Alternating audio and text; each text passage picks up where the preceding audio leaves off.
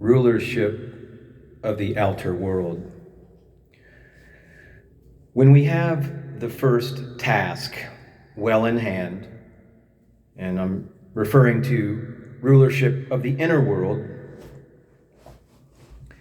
we are ready to remanifest its results in our lives. As above, so below, as within, so without. To rule the outer world, we have to know what we like. For example, I like copious amounts of echo and reverb on my guitar as well as my voice. That's what I like. And additionally, to deciding what we like, how our tastes run and what they run towards, we have to know what we like, and what we have decided is good for us. What we have realized settles with us, stokes our engine, so to speak, makes our bed, shakes our milk. We have to decide what we are willing to give up in terms of freedom and what we must sacrifice now for gain later. Knowing what we like is a tougher question than most people realize. Our likes have been prepackaged and sold to us for many years. We are taught to feel anxiety if our likes are different from those of our neighbors. Discovering what one likes, standing up for one's right to like it, and pursuing that desire is among the most sacred of tasks in this second phase of your initiation, rulership of the outer world. And of course, the first phase being rulership of the inner world. Deciding what is good for us is likewise a tough question. Simple hedonist models had a certain heyday in the 1960s and all that, but it seems that a resurgence has come about with this current epoch. Hedonist, satiating the lower animal nature, the energies of the lower three chakras, with consequent burnout and health failures for people who go down that path of indulgence. The discovery of what pleasurable practices are likewise stimulating in ways to promote health, joy, and the acquisition of good memories is a personal art that must be relearned throughout life. This field of endeavor, called optimal psychology, led by such thinkers as Maslow, talking about Abram, Al, Big Al as I call him, and so on and so forth, as well as Mean Gene Okerlund. You may recall him. He's one of the professional wrestler commentators back in the day, Mean Gene Okerlund. He liked to quote Pavlov sometimes. Oh no, that was actually Jesse the Body Ventura. I recall one professional wrestling match where Mean Gene Okerlund was talking to Jesse the Body Ventura and saying, look at all these fans. Can't you just see the wonderful quality of these fans in the audience that are here, the intelligence, the sophistication? And Jesse the Body Ventura looked at Mean Gene Okerlund and said, "Ha! They're all just a bunch of Pavlov's dogs."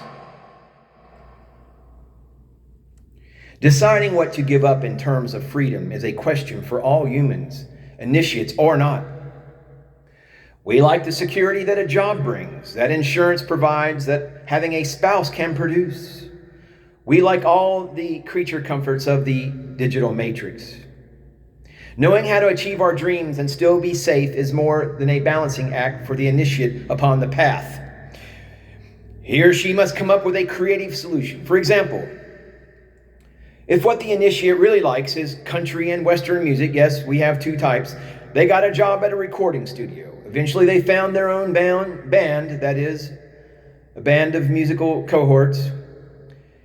This transformation of play into something that both provides material comfort and changes the outer world is the secret that most occult books would never reveal. However, Joseph Campbell did reveal, the great mythologist, academic mythologist, who said, "Follow your bliss." Simply, that is the secret of life. Follow your bliss, your passion. Through creative synthesis of the economic realities and opportunities and a clear understanding of one's desire, can this type of power be obtained. Knowing what we must sacrifice now for what we wish to gain later comes from an understanding of what we want and the application of reason. If we want money and a nice house, we get a good education that may take every dime we can scrape up. If we want some understanding of the culture and art of the world, we make sure that education has a liberal dose of the liberal arts. If we want to learn to be self-sufficient, we may take a year and work our way around the world, living on hard work and wits. Choosing to do the difficult thing is made harder in that the world does not support such decisions, and our friends will counsel against difficult choices.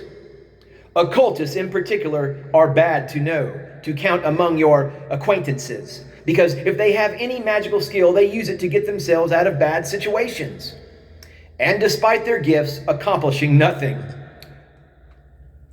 The secret of sacrifice of self to self is a magical one. Beyond the obvious rational truth that preparation and hard work pay off, there is a subtle magical truth, consciously putting yourself in difficult situations to obtain things such as a magical force of being, constantly challenging yourself, putting yourself in challenging situations to obtain a magical force of being.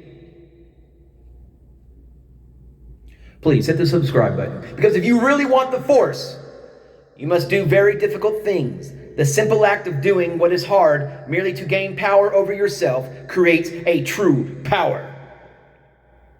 As it continues in your life, you will have less need of ritual and will see more and more that things come about simply because you speak of them. This cultivation of rational foresight plus healthy self-love gives the aspirant to self-sovereignty, the aspirant to divine theurgy, divine magic, to ascension, essentially. That is what all this is about, is your ascension from the lower three animal chakras, the lower three narcissistic ego energies of this fallen realm, to ascend into harmonic universe number 2. The cultivation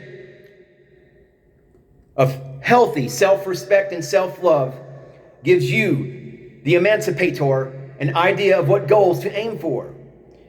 And as you go after these goals, you obtain a strength of purpose, which in turn will be applied to greater goals.